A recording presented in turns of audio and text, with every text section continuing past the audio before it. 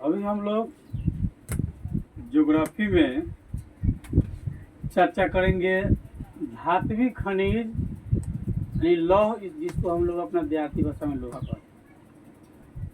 ठीक है, धात्विक खनिज किसे कहते हैं? पिछला दिन हम लोग चर्चा किए थे नहीं कि धात्विक खनिज किसे कहते हैं, यानी जिस खनिज में लोहे की अंश ज़्यादा होता है उसका उपयोग जो है लोहा और इस्पात बनाने के लिए किया जाता है ना।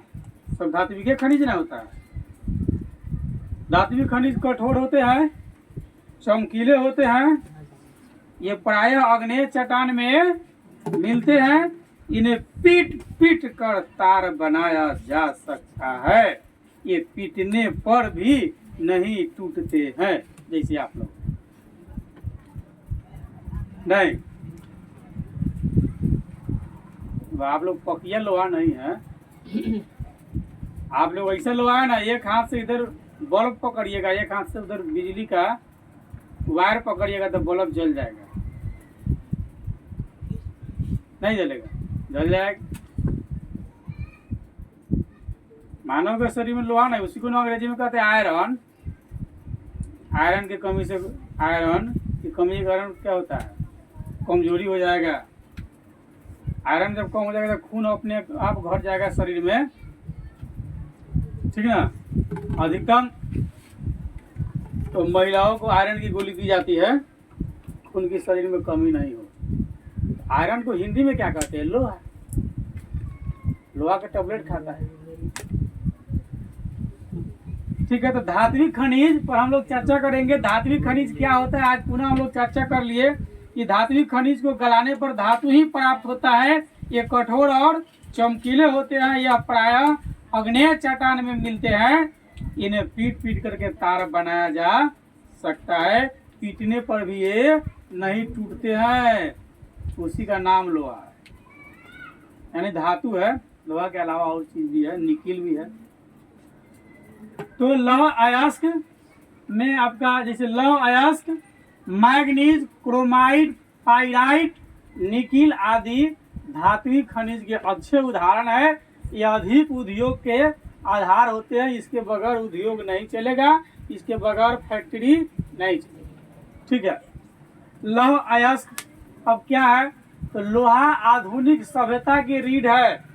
जैसे मानव की रीढ़ है, अगर उसका रीढ़ की हड्डी टूट जाए, यहाँ से सर से लेकर कमर तक जो आपकी हड्डी है रीढ़ की, ये अगर टूट जाए तो फिर आपका जीवन दुर्लभ हो जाएगा, बहुत परेशानी होगी, कुछ कर नहीं पाइएगा। तो लोहा आधुनिक सभ्यता की रीढ़ है। अगर लोहा नहीं रहेगा तो आधुनिक सभ्यता नहीं चलेगा। जिस तरह मानव तो हो लेकिन उसके रीढ़ का हड्डी नहीं हो तो मानव रह पाएगा? संभव नहीं है। उसी तरह आधुनिक सभ्यता के लिए लोहे की बहुत जरूरी है, क्योंकि लोहा आधुनिक सभ्यता की रीढ़ है। लोहा के बगैर आधुनिक सभ्यता नहीं चल सकती, ठीक ना। आपका वाहन लोहे का बना है, यानी गाड़ी कौन चीज का है? लोहे का बना हुआ। साइकिल, मोटरसाइकिल, बस, ट्रक, प्लेन, ये सब क्या है? लौह अयस्क से बना हुआ है। बैठ करके एसी में बैठे हैं, वो भी लोहे का बना हुआ है। पंखा का हवा ले रहे हैं, वो भी लोहा का बना हुआ है। तो लोहा आधुनिक सभ्यता के रीढ़ है। अगर लोहा नहीं रहेगा तो सभ्यता बर्बाद हो जाएगा। यह उद्योग की जननी है। यह क्या है? उद्योग की जननी है, यानी कि यही उद्योग को जन्म देने वाला है कौन? लोहा। इसके बगैर उद्योग नहीं चलेगा। ठीक है, लोहा खान में से शुद्ध रूप में नहीं मिलता है। जहाँ से लोहा निकाला जाता है वहाँ यह शुद्ध रूप में नहीं रहता है। इसको परिष्करण करके विभिन्न क्षेत्र में उपयोग किया जाता है। ठीक है, कहा बल्कि लौह अयस्क आयरन ओरे के रूप में यह निकलता है और परिष्करण करके विभिन्न क्षेत्र में उपयोग लायक इसको बनाया जाता है। शुद्ध लोहे की मात्रा के आधार पर भारत में 3 प्रकार के लोहे पाए जाते हैं। ठीक ना, शुद्ध लोहे की मात्रा के आधार पर भारत में 3 प्रकार के लोहे पाए जाते हैं। नंबर 1 हेमाटाइट, इसको हेमेटाइट भी कहता है। नंबर 2 मैग्नेटाइट, ठीक बा। Number 3 limonite. पूरे जो है विश्व की तुलना में इंग्लिश हो गया,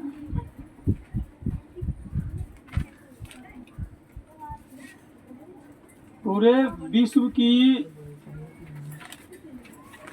तुलना में भारत में लोहे की मात्रा जो है 1/4 भाग पाया जाता है। पूरे दुनिया में जितना लोहा पाया जाता है, ठीक ना, उसका 1/4 भाग भारत में भी पाया जाता है। ठीक है, तो शुद्ध लोहे की मात्रा के आधार पर भारत में कितने प्रकार के लोहे पाए जाते हैं? 3 प्रकार के पाए जाते हैं। ठीक है, अब सबका नाम अलग अलग कन्फर्म कर लीजिए, आप सुन लीजिए। नंबर 1 हेमाटाइट, उसमें लोहा जो है 68% होता है। हेमेटाइट में लोहा की मात्रा कितनी होती है? 68%। इसका उपनाम लाल अयस्क भी कहा जाता है। ठीक है, तो हेमेटाइट में लोहे की मात्रा 68% होती है, इसका उपनाम लाल अयस्क होता है। और भारत में यह जो है 1231.7 करोड़ टन है।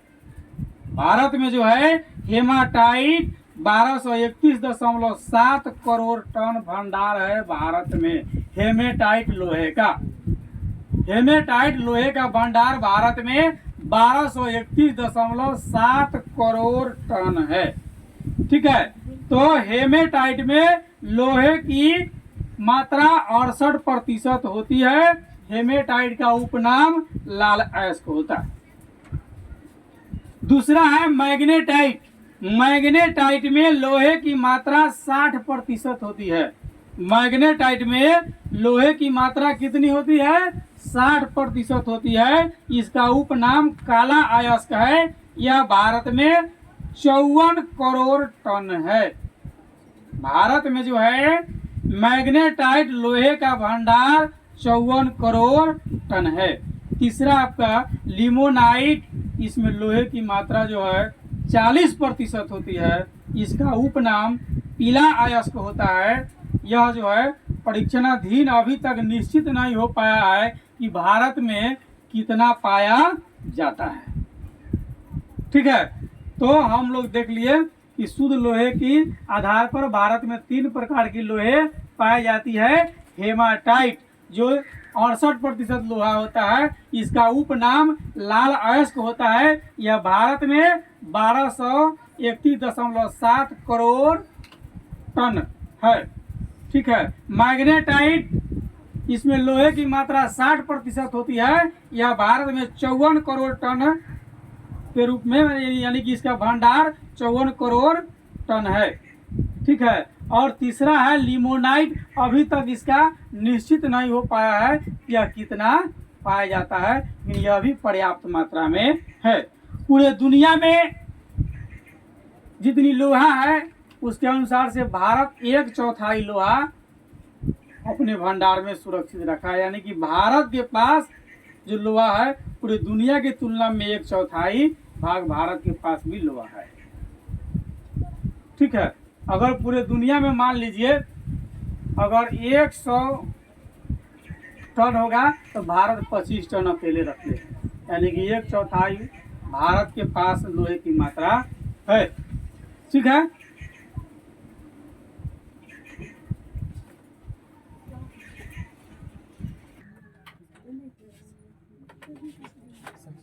चलिए अब हम लोग चर्चा करेंगे धात्विक खनिज के अंतर्गत, यानी कि धात्विक खनिज कहाँ कहाँ पाया जाता है। वितरण का मतलब होता है वह कहाँ कहाँ पाया जाता है। ठीक ना, वितरण का मतलब कहाँ कहाँ पाया जाता है। ठीक है, तो वितरण जब हम लोग देखते हैं तो लौह अयस्क भारत के लगभग सभी राज्य में पाए जाते हैं। ठीक ना, लगभग सभी राज्यों में लौह अयस्क पाए जाते हैं, परंतु कुल भंडार का 96% लोहा जितनी भारत में पाई जाती है उसका 96% लोहा जो है कर्नाटक, छत्तीसगढ़, उड़ीसा, गोवा, झारखंड इत्यादि राज्य में मिलते हैं। मतलब जितनी भारत में लोहा है उसका 96% लोहा जो है कर्नाटक, छत्तीसगढ़, उड़ीसा, गोवा, झारखंड राज्य में मिलता है। शेष भंडार जो है तमिलनाडु, आंध्र प्रदेश, महाराष्ट्र एवं अन्य राज्य में भी मौजूद है लोहे के भंडार। ठीक है। भारत में 1950 से 51 में 42 लाख टन लोहे का उत्पादन हुआ था। 1950-51 में जब अनुमान लगाया गया था तो 42 लाख टन लोहे का उत्पादन हुआ, जो 2004-05 में बढ़ करके 1427.1 लाख टन हो गया है। ठीक है। कब? 2004-05 में। ठीक है। 5-6 में हो गया 1906.35 लाख टन। ठीक है। 2006-07 में